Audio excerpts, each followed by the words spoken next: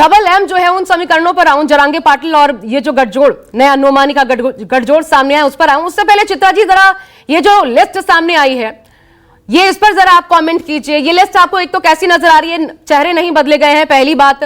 और दूसरी बात ये भी साथ में जोड़ दूं, आप लोगों की लिस्ट कब सामने आएगी? क्योंकि बहुत माथापच्ची चल रही है ये महाविकास आघाड़ी के बीच, टेंशन बहुत हाई है, ये साफ नजर आ रहा है सीटों को लेकर। आशा जी नमस्ते आपको और आपके दर्शकों को। आपको मेरी आवाज आ रही है? जी जी।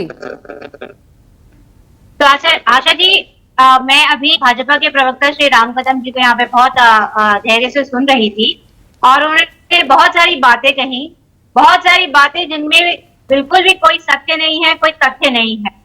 4 महीने पहले हम जो मुद्दा लेके गए थे उनके बीच में, जिनकी वजह से लोगों ने हमको इतना प्यार दिया, इतना बड़ा जनादेश दिया, वो मुद्दे तो है ही जागरूक। और उसके साथ साथ आपने देखा होगा कि 4 महीनों में बहुत कुछ बदला है, बहुत कुछ सत्य जो है वो सामने आया है। सबसे बड़ी छत्रपति शिवाजी महाराज की जो प्रतिमा घोटालों के चलते और अपने जो महिला सुरक्षा का इतना बड़ा जो प्रॉब्लम्स क्रिएट हुआ है, और उसके साथ साथ जो करप्शन जो यहाँ हुआ है, अल्टीमेट लेवल का करप्शन हुआ है। मोदानी को पूरी तरीके से मुंबई सिटी गिफ्ट करने का वो सिंगल हैंड जो इन्होंने एजेंडा चलाया है।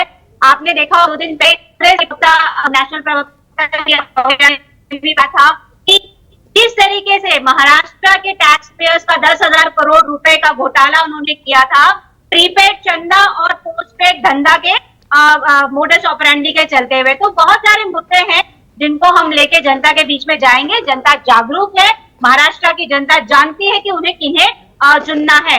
यहाँ पे बात जो अभी इनकी लिस्ट की निकली है, वो डेफिनेटली कहीं न कहीं ये बताता है कि शायद अगर उनको ये टिकट देके ये कन्विंस नहीं करते या चुप नहीं बिठाते, तो वो रिबेल्स की तरह इंडिपेंडेंट खड़े रहने की उनकी तैयारी, और वो बीजेपी के वोट जो ऑलरेडी इतना कम हो चुका है उसमें और सेंध मारते। तो इसीलिए उन्होंने वही चेहरे जो जनता ने रिजेक्ट किए हुए हैं, जो जनता को पसंद नहीं है, जनता जिसमें गद्दारों की प्रतिभा देखती है, उन्हीं को इसीलिए मजबूरी से इन्होंने रिपीट किए हैं। आपको लगता है हारने के लिए चेहरे उतार सकती है बीजेपी? हरियाणा में तो आप अभी नतीजा देख चुकी हैं, रिस्क लिया लेकिन फिर भी जीते। रिस्क बहुत बड़ा था, आप जानती हैं।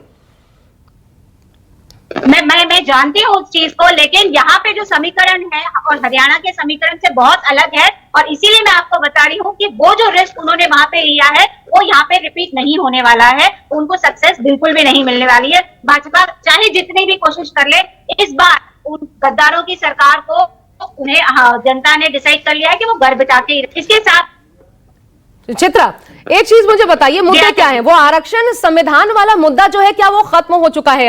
अब ये जो आप मुद्दे गिनवा रही है, नए मुद्दों के साथ क्या महाविकास आघाड़ी जाने वाला है क्या मैदान में? नहीं।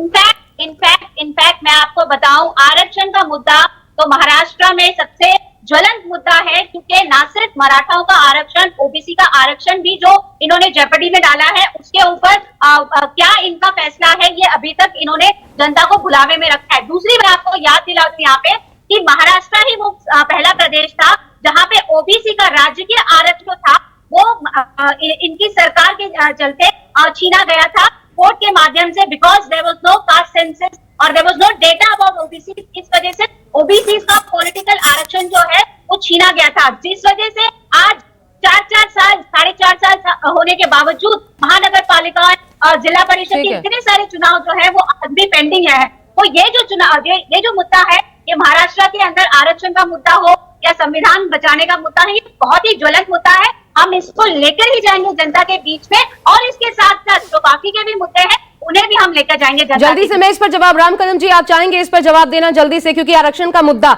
और आप तो जानते हैं जरांगे पाटिल साफ ऐलान कर रहे हैं कि बीजेपी के खिलाफ। और मुझे जहां तक याद आता है, जब ये 10% का आरक्षण का मुद्दा आप लोगों ने तय किया था, ओबीसी में शामिल नहीं किया, तब तो शायद सभी दलों से विचार विमर्श के बाद हुआ था। जल्दी से इस पर जवाब दीजिएगा।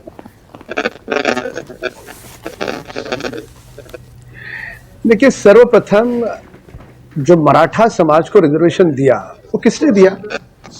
जब हमारी सरकार 2014 में स्थापित हुई तब हमने ही दिया।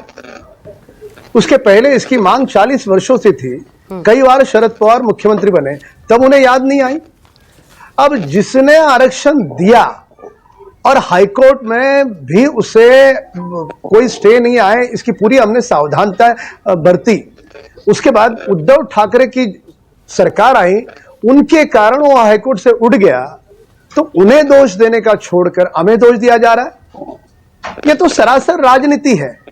उसके बाद भी जब एकनाथ शिंदे जी आए, उन्होंने उस आरक्षण को आगे बढ़ाया, यानी जो आरक्षण दे रहा है वो आरोपी, और जिन्होंने आरक्षण बिल्कुल, जिनके कारण जो हमने दिया हुआ आरक्षण कोर्ट में टिका नहीं सके, वो सारे लोग हीरो।